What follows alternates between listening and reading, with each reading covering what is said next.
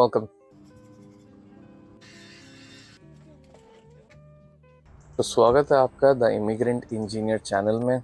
ये मेरा पहला व्लॉग डायरी जो आपको समझना है आप समझ सकते हैं। आज का टॉपिक है इंजीनियरिंग।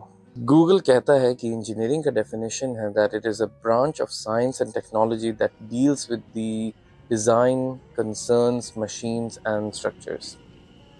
मेरे लिए इंजीनियरिंग का डेफिनेशन है loyalty, excellence, innovation, security and family. ऐसा मैं इसलिए कह रहा हूँ क्योंकि मैं एक सिविल इंजीनियर हूँ और एक स्ट्रक्चरल इंजीनियर हूँ, और जहाँ पे भी हूँ अभी अपने लाइफ में इस प्रोफेशन की वजह से हूँ।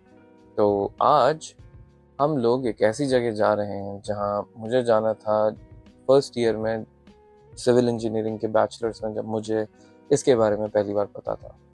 इसका नाम है लंदन। मजाक कर रहा हूँ, more specifically 1 George street in London. तो चलिए।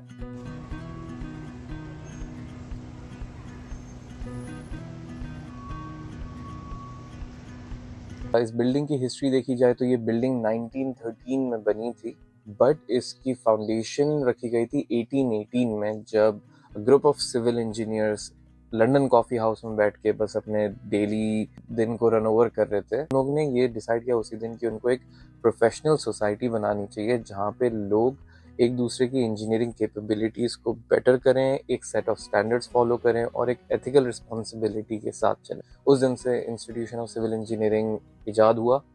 बेसिकली आज के टाइम पे आईसीई में एनरोल होने के लिए अगर आप एक स्टूडेंट हैं तो आपको बस एक मेंबर होना पड़ेगा। उसके बाद आपको 7 एट्रीब्यूट्स हैं जो लास्ट अर्लियर मेरे टाइम में भी 9 एट्रीब्यूट्स में थे।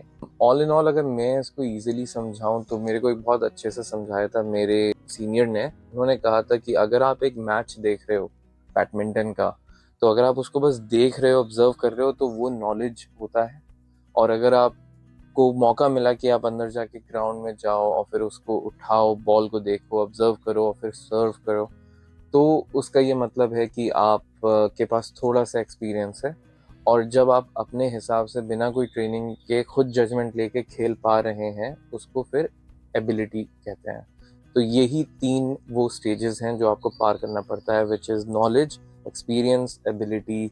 बट यही 3 स्टेजेस जो हैं आपको 7 या 9 एट्रीब्यूट्स डिपेंडिंग ऑन आप कहाँ हैं उन पे मैटर करता है। तो ये जो एट्रीब्यूट्स हैं ये 7 या 9, मेरे केस में 9 हैं, बट अब अपडेट होने के बाद जो नए लोग इनरोल होंगे उनके लिए 7 होंगे।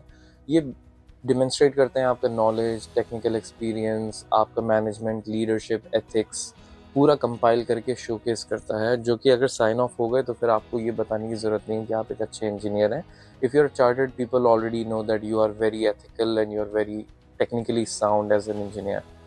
तो पहला एट्रीब्यूट है knowledge and understanding of engineering. इसमें आपको बेसिकली ये बताना है कि आपके पास वो एबिलिटी है जिसमें आपने स्टैंडर्ड्स पढ़े हैं, आपने नॉलेज गेन करा है। फॉर एग्जांपल अगर आपको एक बेसमेंट डिज़ाइन करना है तो उसका क्या डिज़ाइन अप्रोच होगा वो भी आपने पढ़ रखा है। अगर आपको एक पाइल डिज़ाइन करना है तो वो कैसे होगा। सेकेंड है प्रैक्टिकल इम्प्लीमेंटेशन ऑफ इंजीनियरिंग। इसमें आपको प्रैक्टिकली ये साबित करना है कि आपने पढ़ाई तो कर ली उसकी, एज सपोज टू एट्रीब्यूट 1 में जो आपने दिखाया।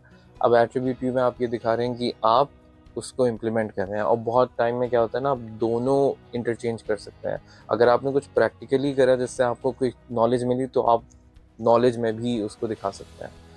एट्रीब्यूट 3 है मैनेजमेंट एंड लीडरशिप। तो इसमें आपने मैनेज कैसे करा टीम को, अगर आपने रिसोर्स फोरकास्टिंग करी है तो वो कैसे करा, आपकी डिसीजन मेकिंग स्किल कैसे हैं। इस केस में मेरे को एक जो बहुत अच्छा क्वेश्चन दिया गया था वो ये था, अगर आप पे कोई रिस्पॉन्सिबिलिटी दी गई और आपने उसे सही से नहीं करा, तो have you taken responsibility of it and then आपने उसको मैनेज, मतलब कैसे मैनेज करा कि उसका सोल्यूशन निकले। उसके बाद जो हमारे पास एट्रीब्यूट आता है वो है कमर्शियल एबिलिटी।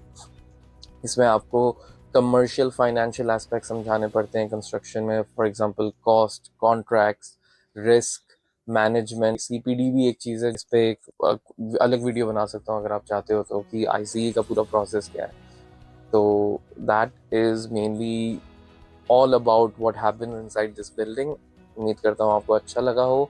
और आज मैं अपने ऑफिस के काम के साथ साथ 9 to 5 में इसका एक इवेंट भी एंकर करने आया था। तो होप होपफुली मुझे लगता है आपको अच्छा लगा होगा ये वीडियो, एंड मैं आने वाले वक्त में और भी व्लॉग्स बनाने की सोच रहा हूँ. सो thank you so much for your time watching this video, and hopefully see you in the next one. Peace.